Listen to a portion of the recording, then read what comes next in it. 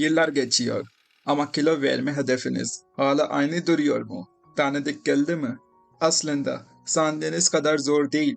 Bugün yağ yakmanın ardındaki bilimi en sade haliyle anlatacağım ve bu sene gerçekten sonuç almanız için nelere doğru yapmanız gerektiğini göstereceğim. Bu videoda internette en çok merak edilen yağ yakma sorularını net bir şekilde açıklayacağım ve 3 ayda tamamen doğal yollarla verdiğim 11 kilonun bana öğrettiklerinden size pratik ipuçları paylaşacağım. Hazırsanız başlayalım. İlk soru. Egzersiz sırasında vücudumuz yağ nasıl yakıyor? Bunu şöyle düşünelim. Egzersiz yaptığınızda ya da daha az yemek yediğinizde vücudunuzun kullandığı hızlı enerji kaynakları azalır. Enerjiye ihtiyacı var ve o enerjiyi bir yerden bulmak zorunda kalır. Tam bu noktada beyin yağ hücrelerine depoları açın komutu gönderir. Depolanan yağlar parçalanır, kana karışır ve enerjiye dönüştürülür. Böylece hem egzersizce devam ederseniz hem de vücudunuz tam işlevlerini sürdürebilir. Peki bu süreç ne zaman aktifleşiyor? Vücudunuzun enerjiye ihtiyacının arttığı her anda kardiyo, ağırlık antrenmanı, koşu bantları, sizi zorlayan her aktivite bu mekanizmayı tetikler. Bu arada çok ilginç bir bilgi var. Yakılan yağ, karbondioksit ve suya dönüşür. Yani o yoğun antrenmanda her nefes verişinizde yaktığınız yağın küçük bir kısmı resmen havaya karışıp gidiyor. Gelelim ikinci soruya. Kalori açığı nedir ve nasıl oluşturulur? Aslında çok basit bir şey. Gün içinde yaktığınızdan daha az kalori almaktır. Bunu da 3 yoldan yapabilirsin. Daha az yiyerek, daha çok hareket ederek veya en etkilisi ikisini birlikte yaparak. Üçüncü soru. Sadece karın bölgesine yönelik hareketler yaparak göbek yağlarımı eritebilir miyim? Bunun cevabı maalesef hayır. Yani bölgesel yağ yakımı diye bir şey yok. Vücudunuz nereden yağ yakacağına kendi karar verir. Bu genetiğinize, kan dolaşımınıza ve hormonlarınıza bağlıdır. Ancak şunu söyleyebilirim. 2023'te yapılan bir bilimsel çalışma gösteriyor ki eğer önce yüksek tempolu bir kardiyo yaparsanız, ardından karın antrenmanı yaparsanız ya da tam tersi karın bölgesindeki yağlar yakma ihtimaliniz artırıyor. Çünkü kardiyo sırasında harekete geçen yağ hücreleri sonrasında yapılan hedefe yönelik hareketlerle daha etkili bir şekilde kullanabiliyor. Dördüncü soru. Yağ daha hızlı neyi yakar? Kardiyo mu, ağırlık mı? Aslında ikisi de kalori yakar.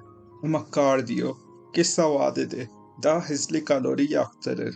Çünkü vücut glikozu yakmaya başlar ve oksijensiz kalır. Asıl sihir antrenman sonrasında olur. Kardiyonun ardından vücut düşen glikoz seviyesini dengelemek için enerji üretmek amacıyla yağ yakmaya devam eder. Ağırlık antrenmanı ise kas kaybını önler, uzun vadeli metabolizma hızınızı artırır. Yeni başlıyorsanız daha fazla kardiyo ile başlayıp zamanla ağırlık antrenmanına geçiş yapmanız iyi olacaktır. Hangi diyet kilo kaybı için en etkilidir? Yüksek proteinli ve Akdeniz tipi beslenme oldukça etkilidir. Ancak asıl kilit noktası şudur. Yağlı, işlenmiş yemeklerden uzak durup bir kalori açığı yarattığınız sürece hangi yöntemi seçerseniz seçin sonuç alırsınız.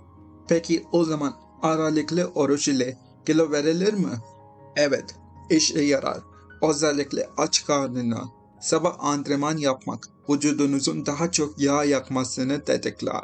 Çünkü kan insülini ve kan şekeri seviyeniz düşüktür. Ama dikkat edin, bazı insanlar uzun açlık sonrası farkında olmadan çok fazla yemek yiyerek orucun etkisini sıfırlayabiliyor.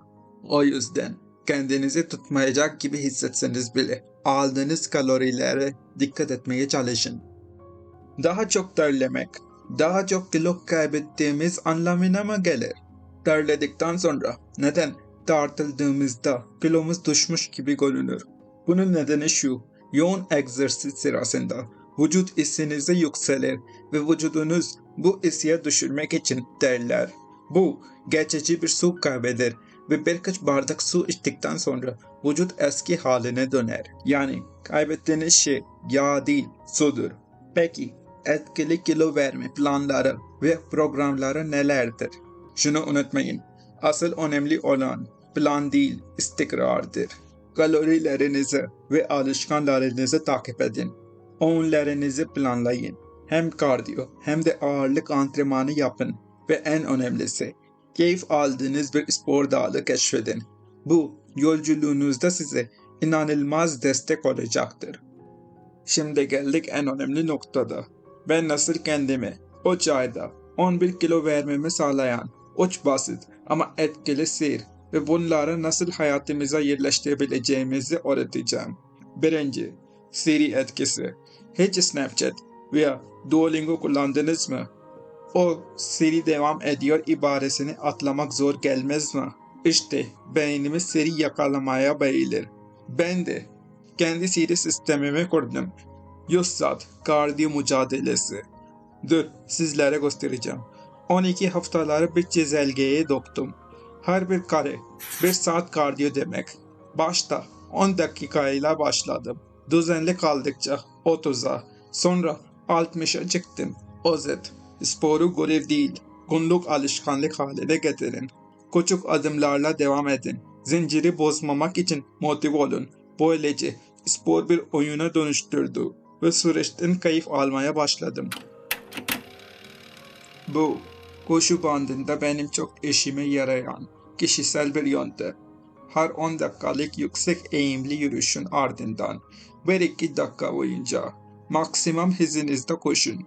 Yüksek eğim yağ yakımı için harikadır. Hemen ardından 1-2 dakika kısa sert sprintler ise kalp ateşini fırlatıp ekstra kalori yakmanızı sağlar.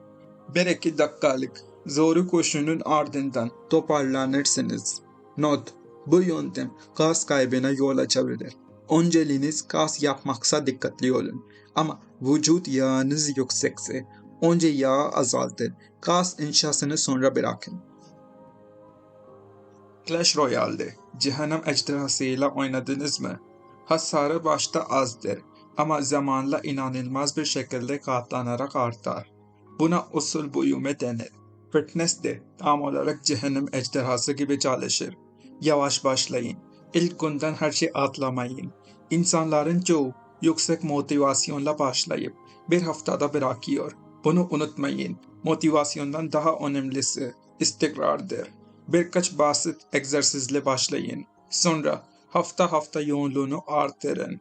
Tıpkı cehennem ejderhası gibi ilerlemenizde katlanarak artacaktır. Bugün benim anlatacaklarım bu kadar. Eğer buraya kadar geldiyseniz dinlediğiniz için teşekkürler. Mutlu seneler. Kendinize iyi bakın.